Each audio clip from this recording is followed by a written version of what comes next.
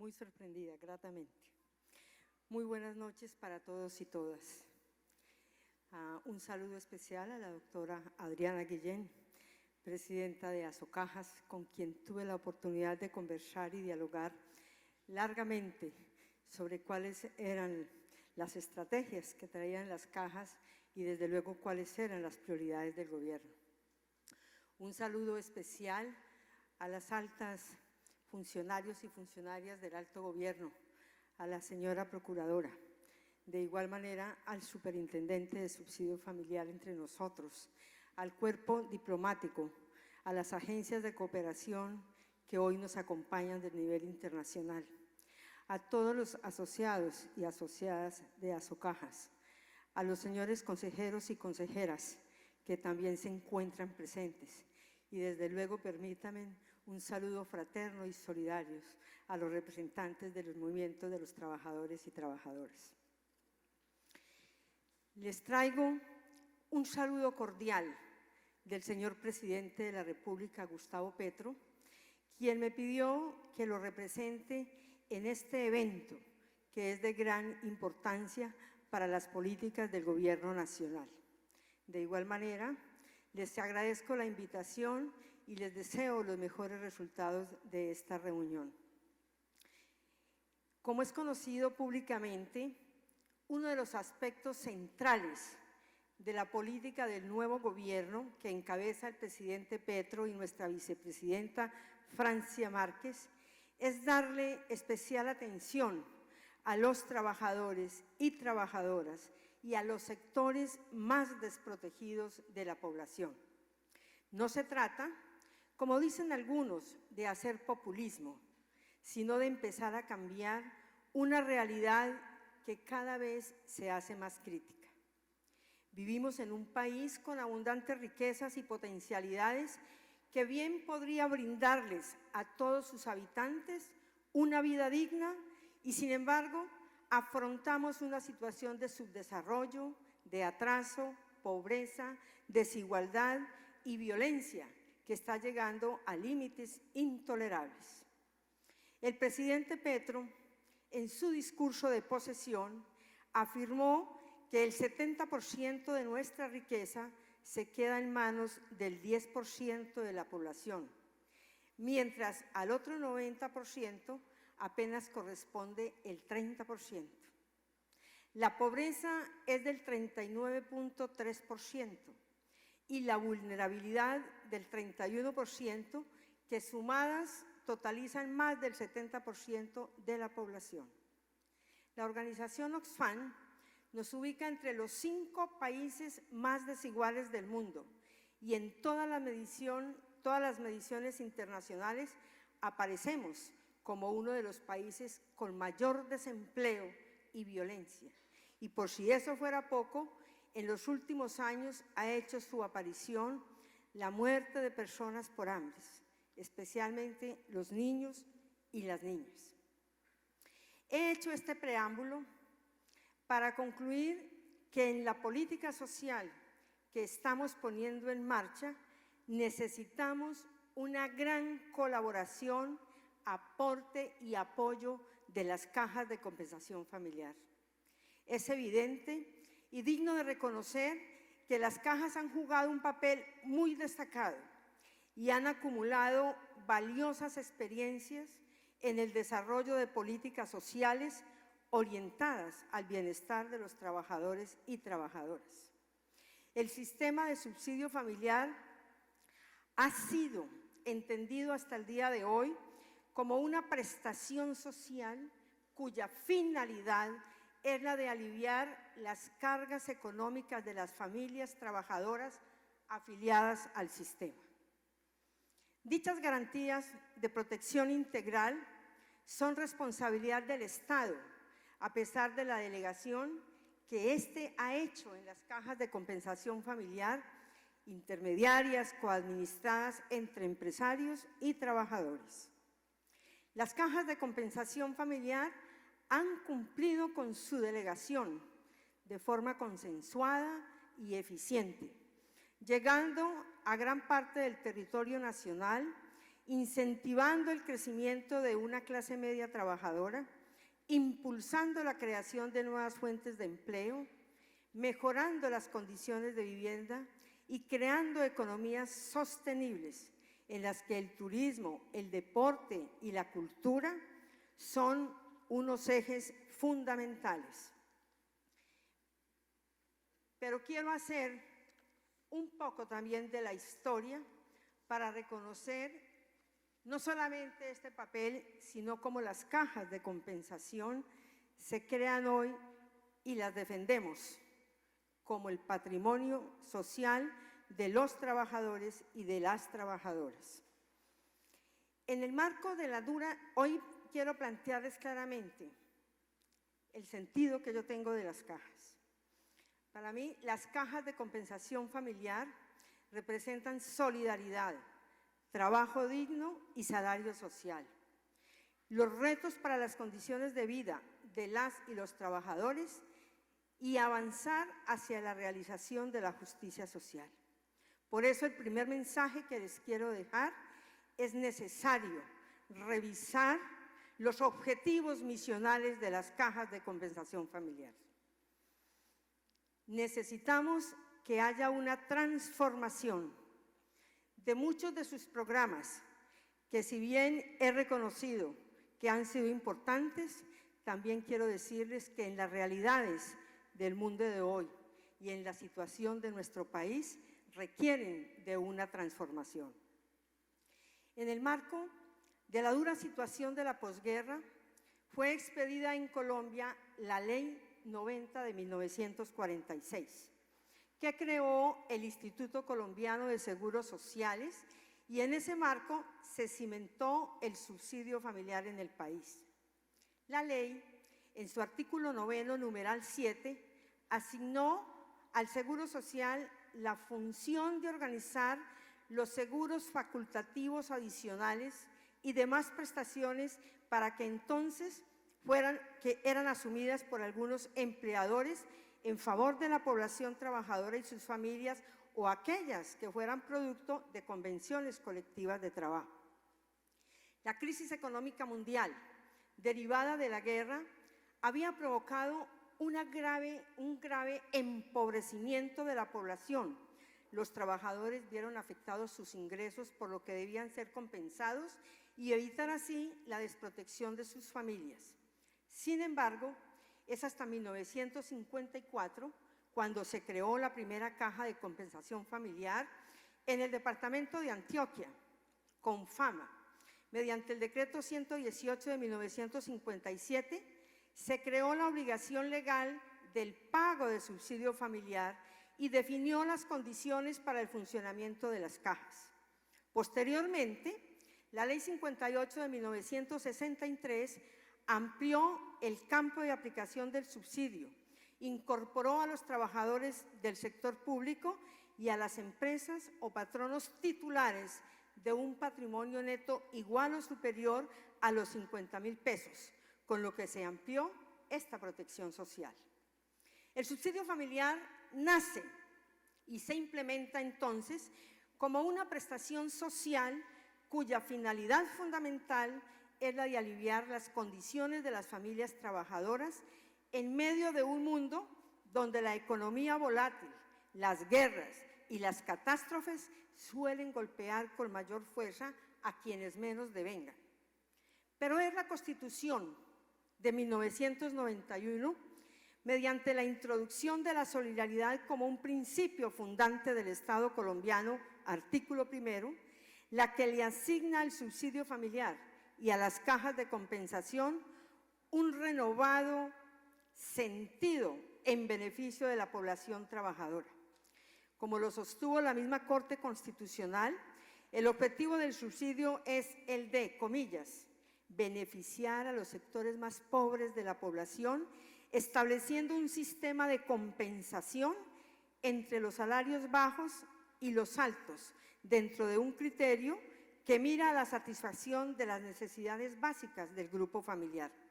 Esta es la sentencia C-508 de 1997. Este objetivo se cumple mediante el reconocimiento de un subsidio en dinero a las y los trabajadores cabeza de familia que devengan salarios bajos en atención al número de hijos. El reconocimiento de un subsidio en servicios mediante programas de salud, educación, mercadeo y recreación y el subsidio al desempleo. Se trata, pues, de una función pública que, como lo enfatizó la misma Corte, comillas, es servida por el Estado a través de organismos intermediarios manejados por empresarios y trabajadores. Desde esta perspectiva, es su debida prestación, se considera comprometido el interés general de la sociedad por fines de equidad que persigue. Las cajas de compensación familiar, como delegatarias de esta función pública, son en últimas gestoras del interés general, de la solidaridad y de la equidad en el mundo del trabajo y en el marco de un gobierno cuyos objetivos son la justicia social, la justicia ambiental y la paz total, y que ha sido elegido principalmente por los sectores más empobrecidos y vulnerables, quienes adquieren hoy un especial protagonismo. Es súper importante no solamente fortalecer, sino revitalizar el sentido misional de las cajas de compensación familiar. De acuerdo con las cifras de la Superintendencia del Subsidio Familiar, a julio del presente año, se encuentran afiliados a las cajas de compensación 10.342.327 trabajadoras y trabajadores, con 10.774.652 personas a cargo, por lo que se estima que la población total de personas beneficiadas por el sistema del subsidio familiar es un poco más de 21 millones de personas de este país. De esta población cobijada por el sistema, solo una mínima parte, 398.545 trabajadores, menos del 4%, corresponde a trabajadores rurales, lo que refleja la dura problemática de la informalidad en el campo, con una tasa de 84.3%, y en donde, de acuerdo con la encuesta de calidad de vida del 2021 del DANE, el 70% de la población se considera pobre. Vean ahí una buena línea de trabajo para que las cajas, con su potencial, apoyen estas políticas de gobierno, generar empleo en la ruralidad y bienestar al sector rural. Otra cifra que permite ver la distancia en la protección de la población rural frente a la urbana en materia de subsidio familiar está en la cantidad de subsidios de vivienda rural asignados entre enero y junio del 2022, donde solo cerca a un 10% fueron asignadas para vivienda rural. Esto, sin duda, implica hacer esfuerzos. Uno, para trabajar en la formalización del trabajo rural mediante formas asociativas que permitan la dignificación de estas familias. Dos, la ampliación de la seguridad social para esta población. Tres, trabajar porque el subsidio familiar amplíe su cobertura de tal manera que poblaciones vulnerables como nuestros campesinos y campesinas puedan acceder a este sistema de compensación de ingresos y a los beneficios económicos y no económicos que de este se derivan. Ahora bien, resulta interesante que el recaudo por concepto de cotización a las cajas de compensación del 4%, de acuerdo con las cifras reportadas entre enero y junio del 2022, fue de 4.714.424 millones de pesos, mientras que la cifra efectivamente pagada en ese mismo periodo para subsidios de vivienda a través de las cajas fue de 562.938 millones de pesos. Y al mecanismo de protección al cesante, FOSFEC, fueron destinados otros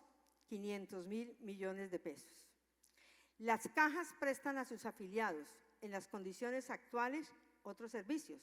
como recreación, educación y salud, así como créditos de libre inversión, consumo y vivienda. Tienen algún impacto en la población trabajadora, pero teniendo en cuenta los ingresos por cuenta de los aportes de nómina, se esperaría que ese impacto fuera mayor y más en el marco de una situación de pospandemia que dejó a muchos colombianos y colombianas no solo sin empleo, sino sin mecanismos de protección para su familia. De hecho, como la misma Supersubsidio lo reporta, en el peor momento de la pandemia, el número de afiliados a las cajas de compensación cayó en un 6.34%, dada la desaparición de más de 600.000 empleos. Precisamente, en el marco de estos servicios adicionales de las cajas de compensación,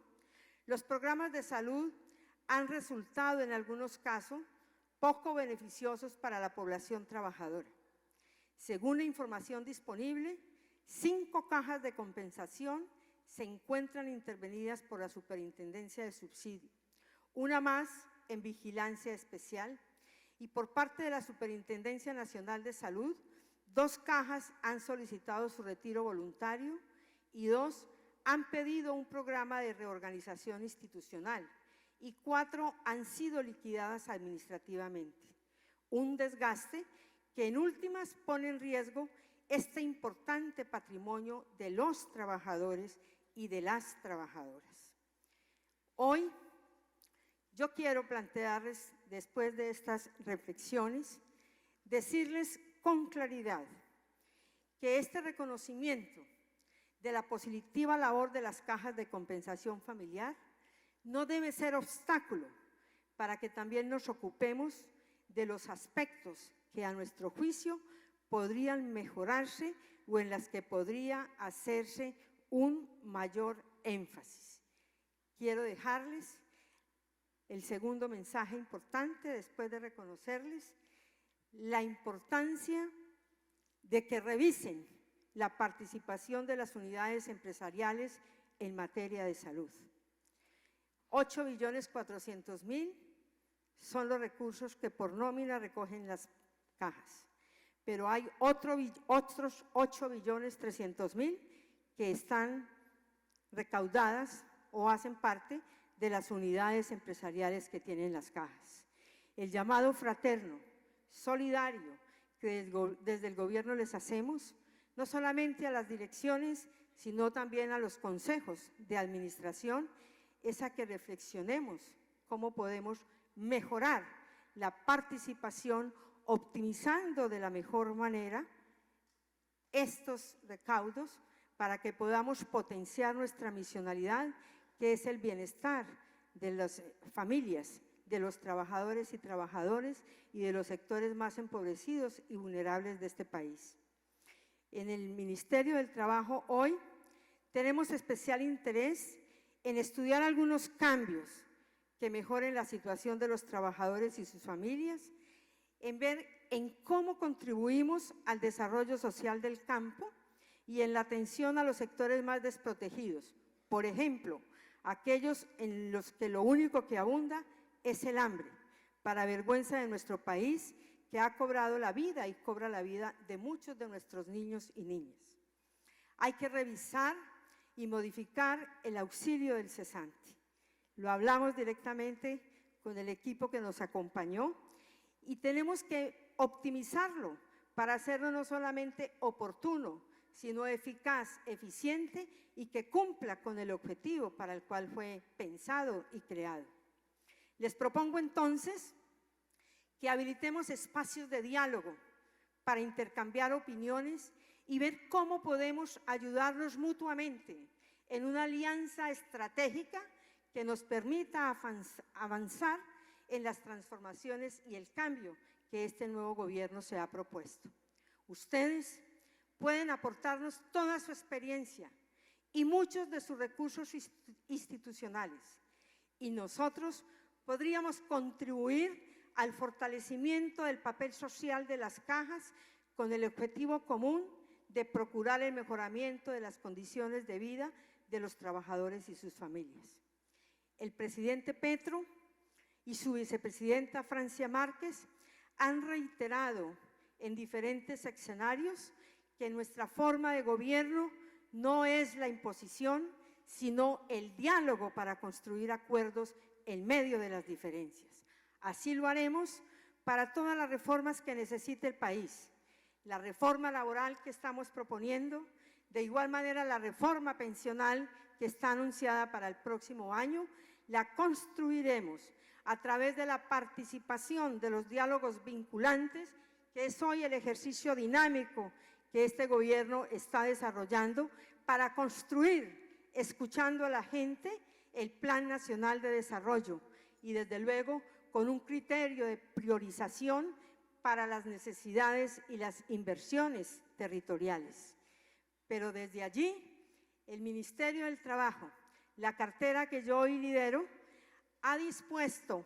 todo su potencial territorial para que a través de estos diálogos vinculantes hagan presencia el sector tripartito, los empresarios territoriales, los trabajadores y trabajadoras, pero también sectores que no están hoy tan representados como el sector de la informalidad, como el sector campesino y de las campesinas, como las plataformas digitales que se desarrollaron en los tiempos de la pandemia y que nos transforman el mundo del trabajo. Hoy hace necesario que parte de la formación de trabajadores y trabajadoras incluya la parte de formación digital para que vamos rompiendo también esas brechas. Esta disposición de nuestros equipos en territorios del sector trabajo, no hablo solamente del ministerio, tenemos agencias adscritas a través del SENA, a través de la Superintendencia de Subsidio Familiar, también de la sección de Empleo y Función Pública y Colpensiones, estarán actuando de manera integral para recoger todo lo que las contribuciones y las iniciativas que en torno al trabajo se den en estos diálogos regionales, 50, de los cuales ya hicimos el piloto y mañana comenzaremos con los 3 siguientes y cada semana estaremos haciendo 3 diálogos con una metodología muy participativa, muy sistematizada que estará a cargo del Departamento Nacional de Planeación, y nuestro equipo recogerá esas propuestas además, no solo para el Plan Nacional de Desarrollo, sino para llevarlas a la mesa de concertación de políticas salariales y laborales como lo mandata nuestra Constitución. Así es, pues, que haremos todas las reformas que necesite el país, siempre pensando en favorecer las grandes mayorías y en especial a los necesitados. Y no dudamos que en estos propósitos tenemos la certeza de que contaremos con el compromiso de Asocajas y de todas las cajas de compensación del país para que nuestra querida Colombia avance. Muchísimas gracias, muy amable.